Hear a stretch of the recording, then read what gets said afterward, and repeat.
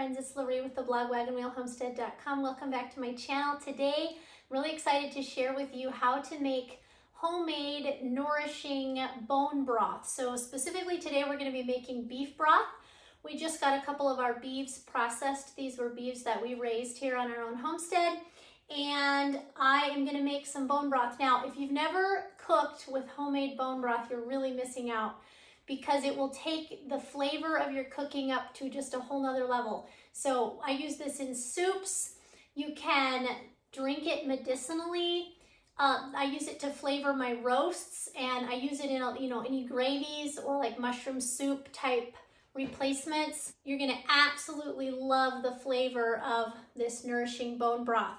It's very simple to make, one of the easiest things to make, and I keep this stocked in my pantry. It's really a pantry staple.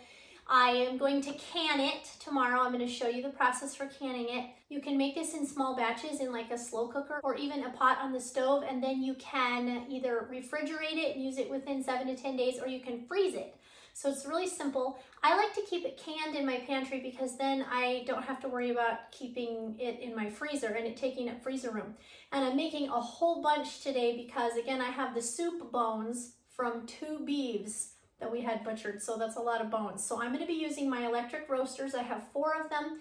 I'm going to be just showing you the process here with a couple and how easy it is to make this bone broth. So broth is really made from just a few ingredients. Bones, they are full of course, protein, collagen, and lots of minerals. So what we're going to be doing during the process of making this stock is we're going to be extracting those minerals, the collagen, all the vitamins out of the bones, and it's going to be in the stock.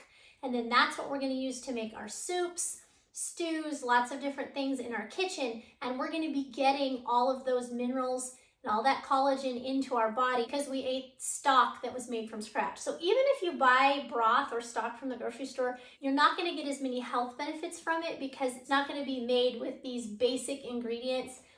One of the things we're going to do is put some apple cider vinegar in it, just a little bit. It will not make it taste like vinegar, and it's going to help to draw out all of the minerals from the bones. And that doesn't necessarily happen with broth that you get from the store. So if you purchase a quarter or a half a beef from a farmer, you can request at the butcher that they keep the soup bones for you.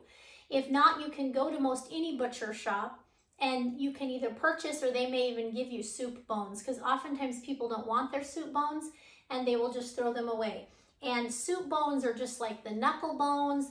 It's just any bony part of the animal that they normally cut the meat off of and then they discard. But you can keep those bones and make really great broth. And using the bones is a great way to make sure that you're using all of the nutrition available to you in that animal. So you're not discarding or throwing any of it away. So what you're first going to want to do is get the soup bones and thaw them out. These were butchered a few days ago, but they did freeze them. So I just thawed them out. And then I'm just going to put them in some pans and put them in the oven and roast them for an hour or 2 at 350 degrees.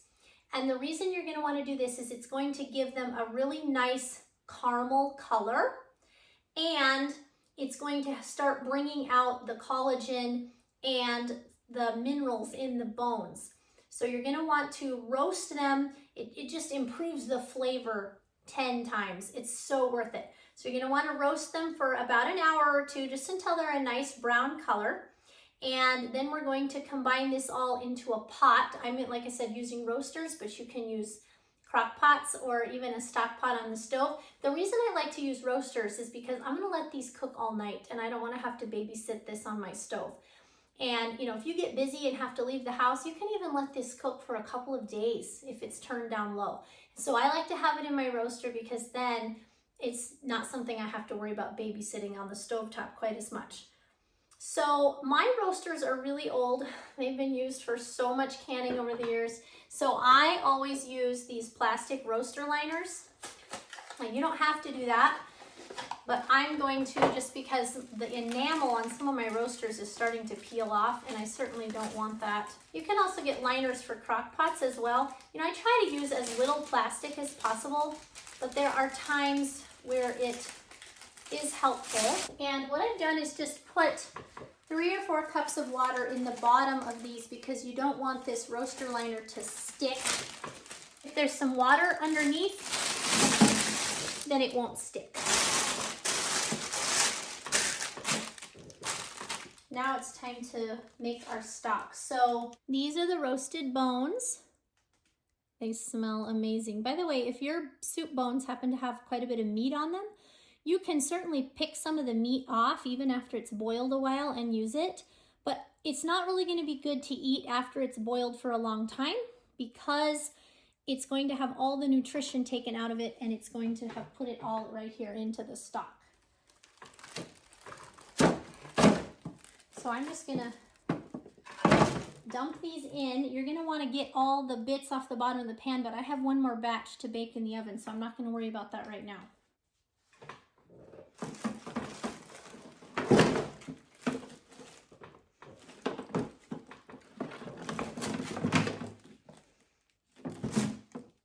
Broth is not something that you really have to measure for, so I typically don't measure at all. But it looks like there's maybe one more bone over here. This has some big knuckle bones in it.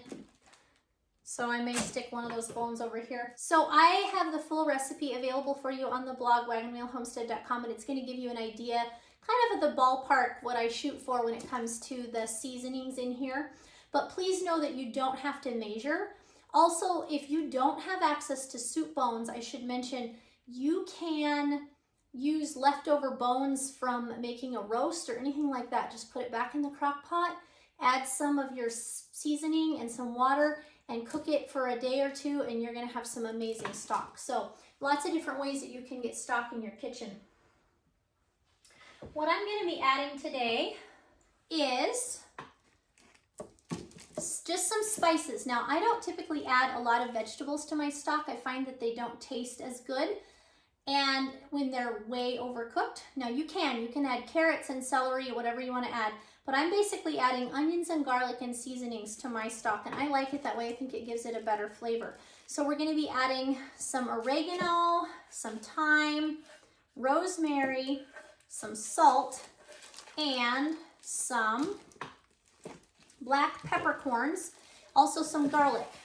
You don't have to peel the garlic. In fact, something you can do is you can just keep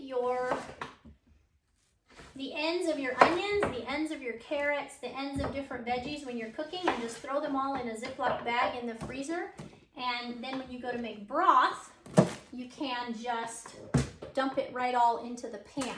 So as a general rule, you're gonna have about 3 to 5 pounds of bones per recipe.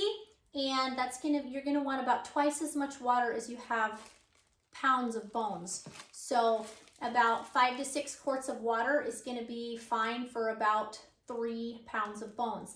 So I'm gonna add a couple onions, some garlic, some spices to this, and then we're gonna fill it up with water. And once again, I'm not measuring. By the way, I buy my spices in bulk from Azure Standard, and I'll put a link for them in the description box below. It's definitely something you're gonna wanna check out. It's a great way to save money and have really good quality spices. You can use fresh herbs if it's summertime, but it happens to be winter time when I'm making this. So this is gonna be just fine. Fill it up with, these are about 20 quart roasters, so I'm figuring there's about 4 batches of the broth recipe in each, but again, you don't have to measure. And I'm also gonna add some apple cider vinegar. Now this is apple cider vinegar I made from apple scraps, and it's been sitting in my pantry. It smells absolutely delicious. I'm just gonna add about a cup to each roaster. It'd be about a 1/4 cup per batch. And what that's gonna do is it's gonna help to draw out all the minerals from this stock. So I'm just gonna let it sit for about 30 minutes and let the vinegar do its work. And then I'm gonna turn these on about 350 degrees.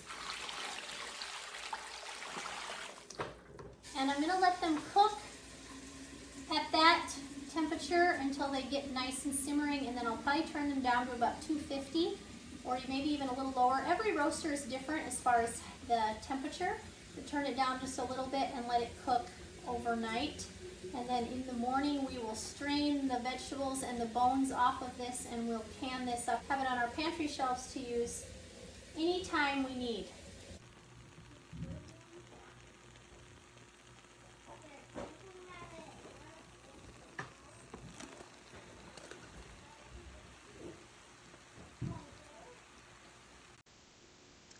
So when it's time to strain it out, what I do is I take a 5-gallon bucket, and I have this milk strainer.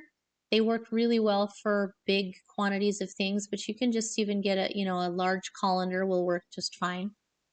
And then I put a fine cheesecloth in it just to catch all the herbs that I don't want to have in my final stock. But you can, use a fine mesh strainer, or I've even seen people use coffee filters on a small scale. So my husband's just helping me because these are hot and pretty heavy. And I'm just straining this broth out, and then we're going to put it into the jars.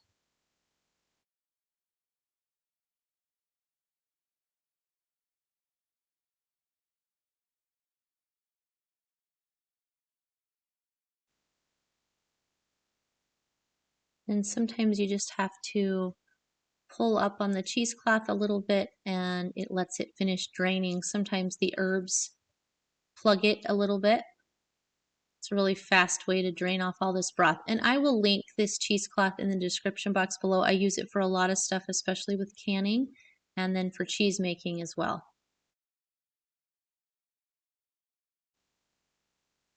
Next up is washing jars. So we're putting this broth in pints because a lot of recipes I find only need 2 cups of broth. Like if you're making mushroom soup or something, a gravy. And then if you have leftovers in the fridge and you forget about it, then you end up wasting the broth. So if I need, a quart of broth for something, I just open 2 jars. Most everything I can in quarts. And so it's actually nice to put something in pints because otherwise you end up with all these extra pint jars. Next up is filling the canner with water. Now for a pressure canner, you only have to have a little bit of water in the bottom. I did end up adding some more water just because I double stacked my pints and I wanted the top layer of pint jars to be sitting in just a little bit of water. But anyway, I got that going on the stove, and then it's time to fill jars. And I like to use a measuring cup that I can just leave hanging on the side of my container. And it's just a fast way to scoop up the liquid. I'm also using a canning funnel. You wouldn't have to, but it's nice if you can keep the broth from getting on the rim of the jar. Just saves you having to wipe it off before you add the lids. And I'm using my favorite 4 jars canning lids. I always get the best seal rate with these lids. And you're just going to put the lid right on the jar and then put the rings on the top. And you can just hand tighten the rings. They don't have to be super, super tight, but just hand tight is fine. And we're going to add them all to the canner. And again, I double stacked these so I can fit 20 pints into a 22-quart canner at the same time. Bring it up to 10 pounds of pressure and let it cook for 20 minutes, and then you're done. Well, we ended up with 76 pints of broth, and I used the 4 jars lids, as I mentioned, and they all sealed. Of course, they always do. And so I would highly suggest that you use 4 jars canning lids. If you're gonna go to the work to can, it's so nice if they seal the first time, right? You don't have to reprocess anything. So it did not take me but like 10 minutes probably to put the vegetables and stuff, in the broth, like you saw me do a couple days ago. Then I let it cook for 24 hours. Again, whatever you have time to deal with the broth is fine. Just let it simmer until then. You can add a little water to it if needed. And then I just put it in jars last night and canned it up, and it took probably an hour per batch. So you can put 20 pints if you double stack them. 20 pints in these canners like I have. They're like 22-quart canners. And so 20 pints at a time. So I had 4 canner loads, And since I have 2 canners, I just did, 2 canners at a time and then 2 more. And so probably 2 hours in the canning. But again, I was doing a lot of other things while I was babysitting the canners. It really didn't take that much time. So probably less than an hour of active time, just including washing the jars, filling the jars, and putting the lids on and all that. Probably less than an hour of active time, and I have 76 pints of broth. And that's gonna last us for probably the year. So I'll do a few more, we have a couple more beefs going in, and so I can do a little bit more. And it's great for so many recipes. So today we made roast. That recipe will be on the blog really soon. And so I use some of this in the roast. It makes the best flavored roast you'll ever eat. I used to think that if I'm making something with beef, I don't need to add broth because whatever I'm making it with, that will have its flavor. That's not true. Broth has a much better flavor than just your roast that you're cooking. So add beef broth, homemade bone broth, so good. It's really the best. It makes the best gravies, mushroom soups, beef pot pie, all kinds of things we can use broth for. It's a great way to get all of those vitamins and minerals and lots of collagen in your diet. So I hope this was helpful to you. If you have questions, please drop them in the comments below. I'm happy to help you with ways that you can preserve food for your family. If you have questions about gardening or sourdough or home dairy, any of those kinds of things, be sure to reach out, and I'll see you in the next video.